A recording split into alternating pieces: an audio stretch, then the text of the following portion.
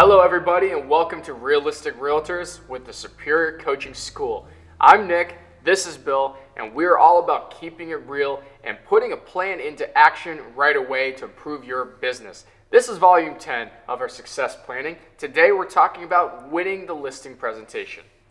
Which is so vital because as realtors, we want a list to last, right? So first thing, guys, when you're going to go into listing presentation, do some homework before. When you get that phone call on a Monday and they want you to come over Thursday or Friday to do CMA, comparative market analysis, get on your computer, do a little research of what the houses are selling for, what they're under contract for, and how much they're asking the active houses. And go out there and tour a few of the houses. Get yourself familiar with the houses that are for sale in the neighborhood. Because guess what? With all the different websites out there, with Realtor.com and Zillow, be rest assured that your potential listing, that seller, is familiar with those houses. Yeah, and Bill, that's something that you do specifically that I think is very, very important that not a lot of agents do. What kind of value and extra information can you get from actually touring them, previewing the houses beforehand? Well, first off, by previewing those houses, you can see what kind of condition they're in. You'll educate yourself on the layout of the land, because people will sit down and say, well, that house isn't as valuable as ours because there's power lines in the back, or it has a driveway that's steep, or a backyard that's non-existent, right? So we have to familiarize ourselves with each listing because we're going to get quizzed by our client.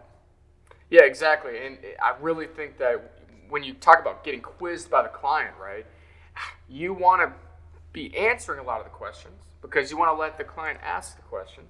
Yep. But how do you still drive the conversation? So that's a really important question. You have to be in control of the conversation. They want to view you as the expert. And what are we dealing with the last 10 years, right? HGTV. So now all our clients are the experts, right? Everybody thinks they know everything. They want to tell us how we're going to do our job. So I go old school. I go in there, Nick, with a binder, my comparative market analysis. I go out a few days before. I'll take a picture of the property, and I'll download it, and I'll create a nice flyer of the property and put, CMA presented for Mary and Tony Robbins, and the address underneath that.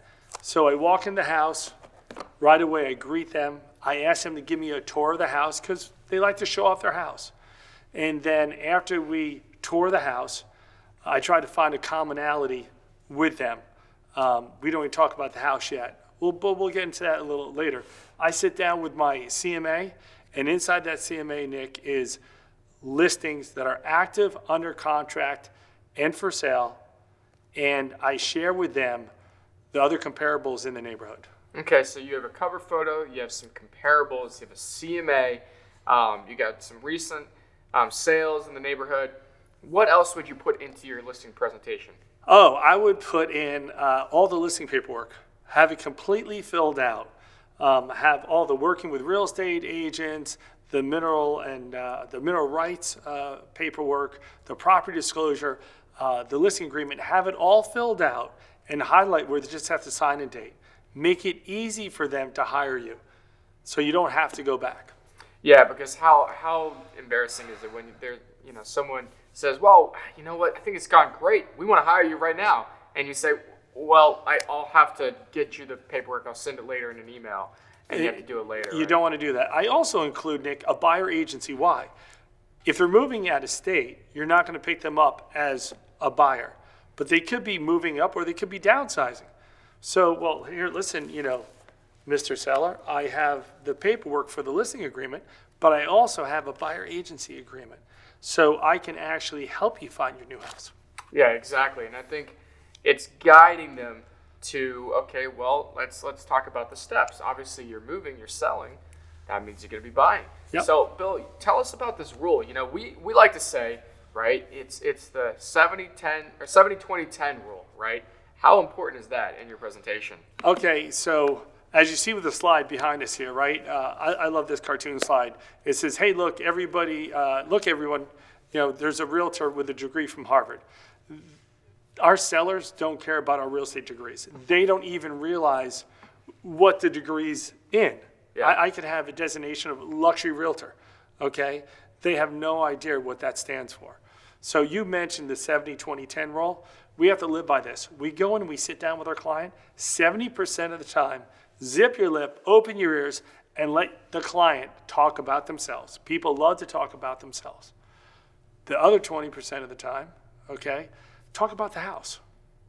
And then the last 10% of the time, talk about yourself and what you can do for that client getting the house sold. Yeah, so be confident when you're spending that 10% because you're going to be talking about yourself, and be very clear on the value that you provide that no other agent can provide, right? You want to stand out because you understand that your sellers are going to have multiple interviews, Yep. right? They're probably going to hear out a couple of realtors and look at some options, even if they maybe decided beforehand, right? They might have already said, well, I think we're going to go with this guy, but we're going to hear out a couple others. Sure. You want to go into that presentation knowing when it's my turn to talk about myself, I want to make sure that I'm going to stand out from the competition.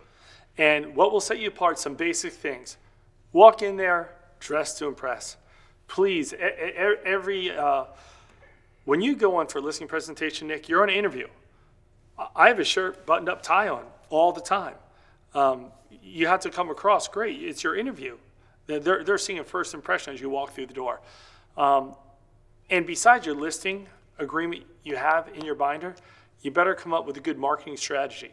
Because they're going to say, great, other realtors have been here, and we've seen comps, and we've seen listing paperwork. What are you going to do for us? Exactly. So how are we going to market our property? So my old school approach, I'm going to market their property on MLS, Realtor.com, Zillow. I'll send out a flyer or a postcard in the neighborhood, just listed. I'll do open houses. Now, take it from there, Nick. What would you do besides that in your marketing strategy in trying to win them as a client, showing them how you're going to sell their house? Well, we talked a lot about in social media, in our social media strategy, how we want to be a part of mini networks and our different groups.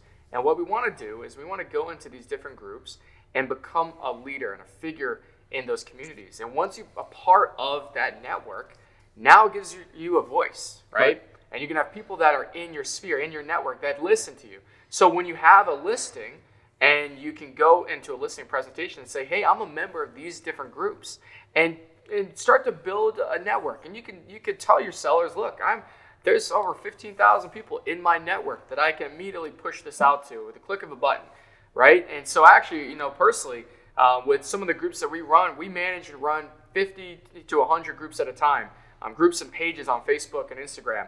And what we can do is we can look at our seller and say, we've added up the total influence or audience, right, that we have, and it's over 250,000 people.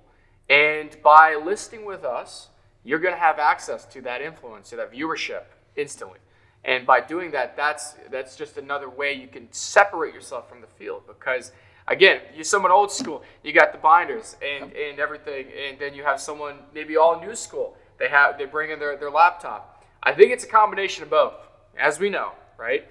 But I think it's important that if you're old school and you have a binder, have a page that does mention, here's my marketing strategy online. Here's how I'm going to promote it, right? Because there's a way that you can incorporate both. And it'll be on YouTube, Facebook, Instagram. You're going to incorporate all those, which I left out of my business for years. Yeah. And I've just learned recently that I have to blend that in. And if I may, I was going to say, you bring up YouTube and video, right? I think it's so important when you're winning a presentation, partner with the right photographer. Partner with somebody, right, who's going to take quality pictures, and not only pictures, but do walkthrough videos. This is something new that a lot of people are doing. If you do not incorporate video into your listing presentations, I think you're getting behind the eight ball. There's a lot of people, a lot of realtors out there doing very, very good business who will tell you that video is the key now to winning every presentation. Yep. And let's go back to basics for a second. When you're sitting down there and you go through all the comps and you go through your marketing strategy, then you say, okay, guys, the next step is this. I will guide you through the whole process. When would you like to see this house listed? Because walking through, I gave you some suggestions. We have to do some new mulch. We have to trim the trees. You got to paint your dining room. How long is that going to take? Because after that, I have to hire an appraiser to measure your house and do a floor plan. I have to hire my photographer to come in and shoot pictures. And that takes time. I have the best photographer in all of Charlotte, and they're usually booked 2 weeks out. So I get them thinking that they're listing with me already, that I'm in control of the narrative, and they can trust me that I will hold their hand through the process. I'll get the house measured. I'll get the house photographed. If you need a painter, I have a painter. You need a hardwood floor guy, I got a hardwood floor guy. You got a carpet guy, I got him. I got signs in my garage already. You don't have to wait on me ordering a new sign. Exactly. I am all set to get this house listed. When do you guys want this listed? What's convenient for you? Because I want to make sure when you're ready to pull the trigger, we're going to get this house up and running right away. You're driving the conversation. It's clear, it's concise, and you're, as we mentioned many times in our program, he's setting expectations, right? I think that's so important to communicate when you're at the listing presentation. Set those expectations for, like you said, Bill, because we'll hear this a lot, right, from sellers. So if we did hire you, right? And they start to go down, the gears start spinning. Okay, so if we did, what's the next step, right? Right. You bring up a valid point, because here's the thing, guys. If you're good at selling yourself, then your clients will believe that you will be good at selling their house. So Say you that have again. if you're good at selling yourself, then your clients will believe that you'll be good at selling their house. Yeah. And that's so important. You have to market yourself and sell yourself in such a way with trust and knowledge, being an expert in that community, that they feel comfortable that you can get the job done. You have to win them over first. Pepper them with your expertise and your strategy and the steps to list this house. I just did the review, right? Yeah. And that's how we win the listing presentation. Yeah, and I think it's really, and then what it is duplicating it. Sure. Practicing it, because a lot of this can be done. If you kind of role play with a partner, an accountability partner of yours, and role play with your team. We do this all the time with our team. Just get into the habit of being confident, driving the conversation without trying to sound like you're trying to drive the conversation, right, too much. But do it in a way that sounds natural and gets your point across. And like you said, really sells yourself. Yeah. So I'll do a quick review. You get the phone call, go take a picture of the house, put that picture of the house on the cover of your CMA, go meet with your client. Before you meet with the client, make sure you reviewed all the comps, make sure you visited all the comps, because they're going to pepper you with questions about the competition in the neighborhood. Sit down with them and show them your marketing strategy that you're going to use, and how you're going to take it to the new school approach, and also throw it on Instagram and YouTube and do videos and get it viral, get it exciting, maybe throw in a coming soon sign out there, and that you're going to hire professionals and you have the contractors they need.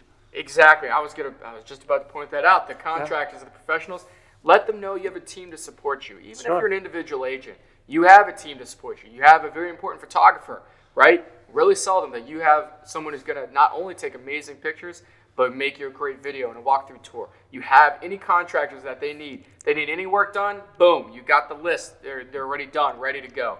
Because they're your support, but make sure those are people you can trust. And the last thing, just a tidbit here, I already have my clients in my phone, their phone number, their email and everything. And I look right at them and say, George, I have you right here. When do we want this listed? I'll put it right underneath your name. I'll put it in the calendar. You're already my contact. I want you to know you can call me anytime. Well, listen, we just went over a lot of great stuff on how to win the listing presentation. But Nick is good friends with a top agent out in Raleigh. So why don't you do the introduction for our next video? Well, we're bringing on a monster agent.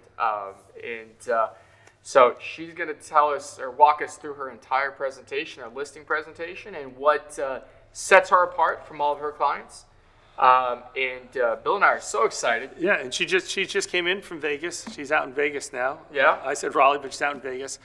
She's a great motivational coach too. Yeah. She's awesome. So Denise Klein, without further ado, we're going to let her kind of, we'll let you guys go to her interview and watch that, because the content's amazing.